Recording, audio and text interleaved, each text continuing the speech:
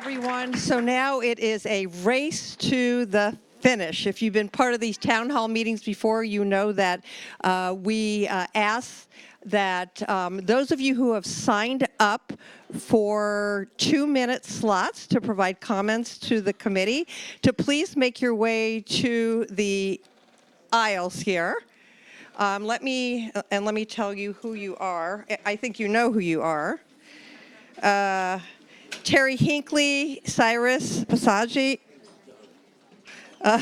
Maria McPherson, Sharon Starr, Kay Kinsey, Anthony Scarponi, Lambert, Suzanne Miyamoto, and Garrett Chen. We'll take you in the order that I read your names. At the end of the third comment, we are going to move to the comments on the live webcast, and I'm going to ask Carrie Haver to read those for me. Okay, so 2 minutes, and we are very serious about that time. Let me just say we may have 2 additional slots for 2-minute comments. And in the spirit of future of nursing, I know this is going to take a lot of courage, but I am going to ask 2 students to think about getting brave and using your voice and coming forward to provide 2 minutes to the committee. You will be really glad you did. You can brag about it to your fellow students, to your faculty members. So really think about that. Okay, let's go with the first one. So Terry, 2 minutes. Good afternoon. I'm Dr. Terry Hinckley, CEO of the Academy of Medical Surgical Nurses and the Medical Surgical Nursing Certification Board. Quite a mouthful. We are proud to support and engage in this process because as care delivery changes, so too does med-surg nursing. At this project's first hearing in Washington, our immediate past president said to focus on disparities in healthcare and health, transforming payment to address social determinants, and engaging nurses in information technology innovation. In Chicago, our legislative team chair said in order to diversify nursing, the industry needed to start in elementary schools and needed to engage more diverse communities. I'd like to raise an additional priority: the health, wellness, and safety of our nurses. To achieve a culture of health in America, we must embed wellness everywhere healthcare is taught and delivered right from the beginning. And we know why. Burnout and injury drive nurses out. The physical and mental health of nurses affects patient care, as does the presence or absence of mutual professional respect. For example, an enforcement and penalty-based approach like California's is well-intentioned, but there's no evidence it builds wellness into our profession or our industry. A better approach is more difficult because it depends on everyone playing a role. Policy, industry, education, and leadership must embed nurse wellness and safety into their standards, into their education and training, and into their systems for certification, evaluation, and quality. Already important exemplars exist, such as AMSN's PRISM Recognition Program. The National Academy of Medicine can significantly advance a culture of health in America if it prioritizes development and implementation. Thank you very much. Thank you. Cyrus? Thank you. Thank you for having me. I'm Cyrus Smith. I'm here with United Healthcare. I'm the Chief Growth Officer of our Medicaid Social Determinant of Health strategy, and I'm also representing males in nursing and minorities in nursing. As a nurse working within United Healthcare, a division of United Health Group, I'm representing over 23,000 nurses that deliver value within our organization. Nurses of the future must better understand their patients and create care delivery that is data-driven. This is an opportunity for nursing schools and health systems jointly. Nurses must be able to use data to guide decisions and help patients by better understanding their barriers, particularly barriers that interfere with access to high quality of care. We're doing that at United Healthcare. Understanding patients' histories should be a guide to the future actions of nurses. This involves trauma-informed care, and that must be a requirement in nursing. Caring for vulnerable populations requires that nurses are skilled in relational care. This involves the careful use of and power of personal narratives. By understanding patient journeys, nurses have the capability to create better care pathways and improve payment models, right care at the right time to the right patients. And I would bring the examples of the Bietzog in the Netherlands, internationally nurse-led scaled model that focuses on coffee and conversation, and the NUCA model in Alaska to the forefront of this thinking. Nurses of the future must align their knowledge of adverse childhood experiences into practice. As we know, ACEs have a significant impact on health, and elevated ACE scores increase chronic risk of disease or chronic disease risk by 400%. Currently, nursing programs are not providing adequate training on ACEs. At United Healthcare, we are training our nurses to better understand and use ACEs and patient stories. Cyrus, perfect timing. Must have practiced. Maria. Today's agenda has focused on providing care to our most vulnerable populations, those whom we have an obligation to serve. I encourage the committee to explore 2 additional concepts of vulnerability that contribute to poor health outcomes: the determinants of health associated with our workforce and within our communities. A healthy nursing workforce is fundamental to providing care to those in need. Everyday choices, work-life balance, and safety factors impact a nurse's ability to provide care. The New York State Action Coalition has collected data that identifies that although nurses are knowledgeable, their nutrition, physical activity, and sleep patterns leave room for improvement. Less than half of the nurses surveyed eat no more than 2 cups of fruits or vegetables per day and sleep less than 7 hours. Approximately 1/3 of the nurses are physically active only once a week or less. The New York data indicates work-life satisfaction and activities of community engagement are also related to age and education. I encourage the committee to identify our healthcare system's roles and responsibilities associated both with employee health and the healthcare system's impact on community engagement. The survey indicates nurses are 1.42 times more likely to be engaged. Place matters. Our healthcare structures and systems, by their very presence, location, and services offered, impact the health of those within our community. What health system level supports are needed to positively influence the determinants of health specific to the community served? And how might we intentionally promote health within this intersection of population needs, place of service, and professional practice? The goal is improved health for all, a healthy workforce, and healthier communities. Thank you. Maria. Carrie, can you read one from the live web, please? Sure. An online viewer says, "Thank you, Erin Gram, for sharing your agency's practice of reflective supervision.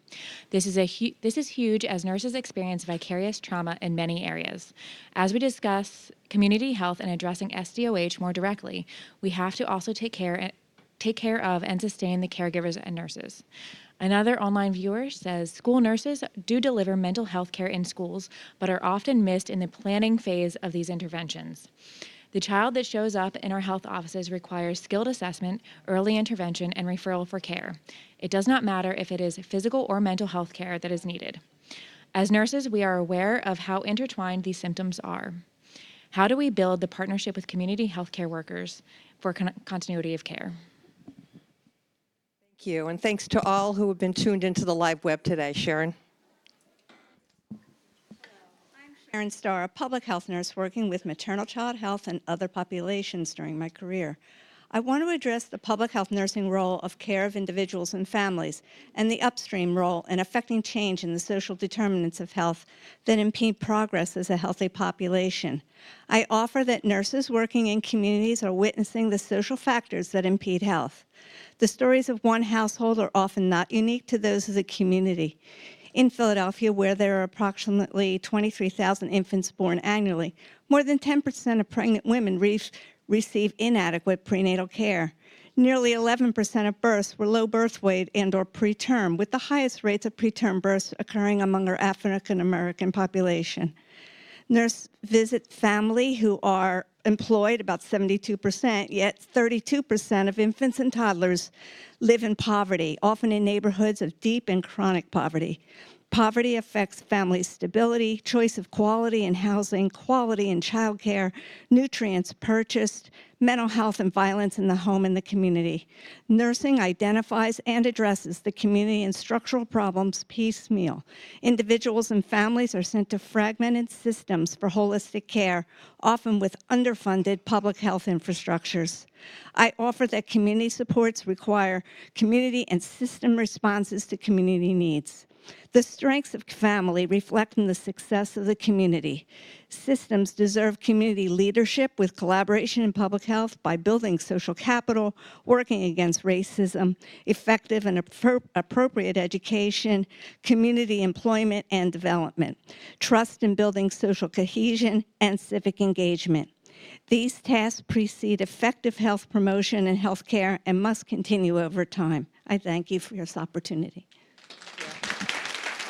I want to remind those who are reading comments to make sure that you get us your comments through email or through your paper copies today. The committee will consider 100% of all comments. Kay.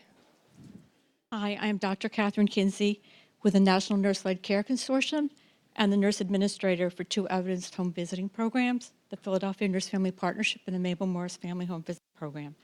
Each year, we serve over 800 low-income women and their children through the NFP and Parents as Teachers models. Young families we serve have incomes below the poverty line. Most live in neighborhoods with high rates of child poverty, food insecurity, and substandard housing. Here in Philadelphia, our nurses have developed new approaches to better address these social factors that are root causes of poor health. As we have launched programs in collaboration with lawyers, mental health therapists, nutrition educators, lactation consultants, and primary care providers. Our nursing legal partnership, as mentioned before, which offers integrated legal aid services to families, has produced statistically significant reductions in maternal risk. Our nurses also work to address upstream factors that impact family well-being. They've been active participants on several coalitions that have achieved high-profile policy reforms. While home visitation is a personally rewarding career for a nurse, working in the community with high-risk families is challenging and frequently undercompensated. Addressing these social needs is paramount to ensure the sustainability of the public health nursing workforce. At our site, we have witnessed job satisfaction increase in recent years as we've called and rolled out new initiatives. Nurses report they are better equipped to address family social needs. While our multi-generational, holistic approach, the services we provide today can reverberate for decades. However, most nurses in the United States work in hospitals. Collectively, we need to transition over the next decade to nurse-led practice in community settings. The truth is, health belongs and begins in the home. Public health nurses can spend years building relationships and visiting families where they live. Thank you. Anthony?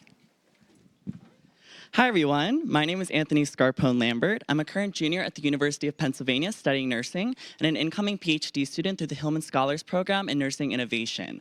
Additionally, I'm a nurse entrepreneur and founded a startup called Text 911, which has directly impacted 1 million Americans. Today, I'd like to represent the voice of nursing students, for we are indeed the future of nursing. When entering nursing school, it's easy for nursing students to realize that the emphasis in our education is focused on acute care and clinical experience, rather than the numerous paths a nurse can take, such as management, research, policy, or entrepreneurship. This summer, while interning at the National Nurse-Led Care Consortium and working with the Pennsylvania Action Coalition, I conducted a small, informal study to investigate nursing students' career objectives and opinions on their nursing education. 22 nursing students from 6 nursing schools in the Philadelphia region completed my survey, and the results were sadly not surprising to me. When asked to rank the top 3 most important types of nursing, not a single vote was given to nurse entrepreneur, while ER nurse received 12 votes. Students ranked design thinking as the topic they learned about least in their nursing program, and only 9% of nursing students felt a great deal of empowerment to solve healthcare's greatest problems. This got me thinking, what does this mean for the future of nursing? It means we must realize the vital responsibility we have to ensure that we are better preparing nursing students to feel empowered and capable to solve the many problems that are currently existing in our healthcare system. To do this, design thinking and innovation must be required in our nursing education. I suggest a nursing senior design project or a design thinking case study course that all students must complete. Because I believe that when we expose these topics to students with the same hands-on mentality that we prepare nursing students with clinical nursing skills, we will prepare the nurses of tomorrow that we all envision. Powerful, compassionate, and empowered innovators. Thank you. Okay, perfect. Okay. So I'm going to ask Carrie to read another comment from the live web, but if there are any other students, I'm going to give you first priority. Okay, come. Okay. Come on down. And your students, okay. No. We're going to take, Carrie, read one more from the live web, please. An online viewer says, how do we elevate the status of private duty nurses? We provide medically intensive skilled nursing in the family home and community. There is a great shortage of us due to low wages, poor benefits, unsafe working conditions, and lack of opportunity and education. Another viewer says, thanks to all the presenters for the progress that has been made towards health equity through the various programs. Needless to say that there's a lot of work that can still be done. In consideration of the importance of community health care, is there any plan towards advocating for better compensation for community health care nurses and nurse practitioners? I believe this will serve as an incentive for these professionals to join the community health workforce. This seems to have been an effective in increasing the number of nurse educators and might produce similar results in the community health setting. Suzanne. Good afternoon, everyone. I'm Suzanne Miyamoto. I'm the CEO of the American Academy of Nursing. On behalf of the Academy, it is my pleasure to be here today and support the committee's work as they start to think about the future of nursing. The Academy is committed to creating a culture of health and improving well-being through nursing knowledge, practice, and research. My comments will really focus in on today's content. As we consider the national movement toward alternative payment models, value-based purchasing, and merit-based incentive programs, the need to focus on the patient is placed at the center. The Academy supports, as outlined in the National Academy of Medicine's Vital Directions report, that payment policies must drive toward the kind of care that people value. The report advises, and the Academy agrees, that payment must support trusted relationships, shared decision-making, and recognize cultural and social demographic factors. In designing care for complex health, this is a driving force for nursing innovation as outlined in many of the models designated through the Academy's Edge Runner program, as we've talked many about them today. These programs have proven effective because they are partnering and engaging with the community in practical ways to improve access to care and health equity. Capable, the Nurse Family Partnership, the Complex Care Center, UCLA's Alzheimer's and Dementia Care Program are only of the few tested and scaled models that speak to the level of change desired. A common thread in nurse-led models is that they are there to speak to the desired change that we want and the advance health and social needs because of a strong commitment to patient-centered care and a thoughtful integration of technology. Just importantly, these programs highlight a real impact both in terms of care delivery and cost savings. Finally, the Academy strongly supports that we look at and recognize nursing outcomes and measures, which is paramount. To that end, the Academy agrees with the Medicare Payment Advisory Commission's recommendation from earlier this year that Incident 2 billing practices be eliminated. And as we work to value-based reimbursement models, we should transition away from a current tiered reimbursement structure to one that is fully integrated. These new payment models will help support all providers, in particular those providing primary care. On behalf of the organization, we are and continue to investigate clinician well-being, resilience, and social entrepreneurship, and we are glad that these are discussed at the committee level. Thank you for your time, and the Academy stands ready to support you. Thank you, Suzanne.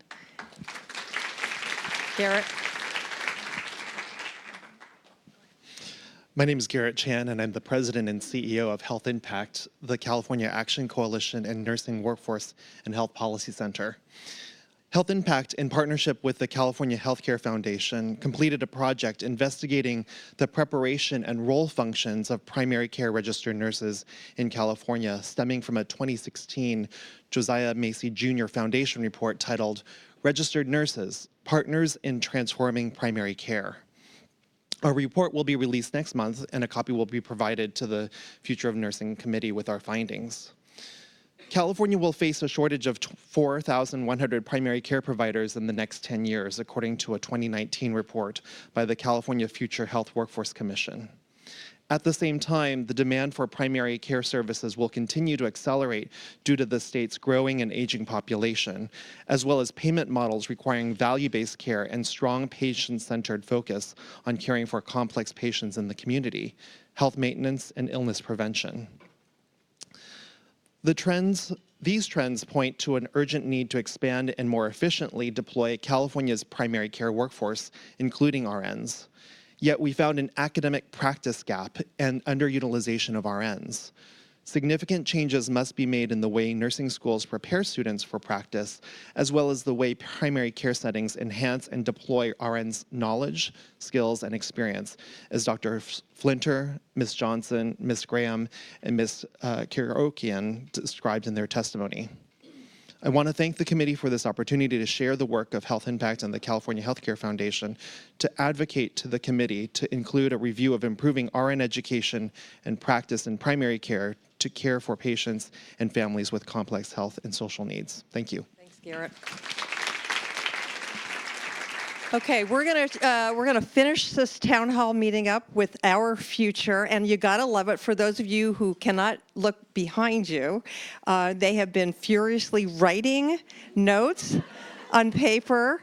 So I give you lots of credit for your courage, and just go for it. Make sure to introduce yourself first. Hi guys, my name is Kirsten Mangus. I am a postdoctoral fellow here at the University of Pennsylvania in the National Clinician Scholar Program. And I've had the lucky opportunity to be involved in two interprofessional programs, the National Clinician Scholar Program, which was formerly the Robert Wood Johnson Clinician Program, and the VA National Quality Scholar Program.